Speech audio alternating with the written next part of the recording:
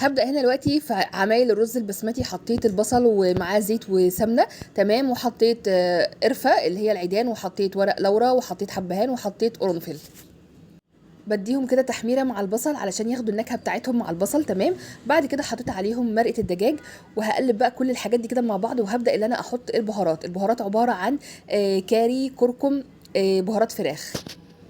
انا حطيت الرز هنا عليهم. الرز انا نقعاه قبلها بساعه او بساعتين، مفيش اي مشكله. المهم اللي احنا ننقعه علشان خاطر يستوي بسرعه ويستوي حلو. عايزه اقول لكم ان انا اللهم بارك كنت عامله 3 حلل كبار من الرز البسمتي. طبعا هنا مسخنه ميه، وبحط الميه السخنه عليهم عشان برضو يستوي حلو وما يجبسش مننا. طبعا بنظبط الملح بتاعه وبنغطي عليه وبنسيبه بقى يستوي براحته. والكفته طبعا بنسويها في الفرن برضو، يعني انا صبعتها وبحطها وبتستوي في الصاجات كده في الفرن. عايزه اشكر كل اللي اتبرع معايا الشهر دون. وبصوا انتوا عملتوا ايه، عملتوا بسم الله ما شاء الله وجبات الاطعام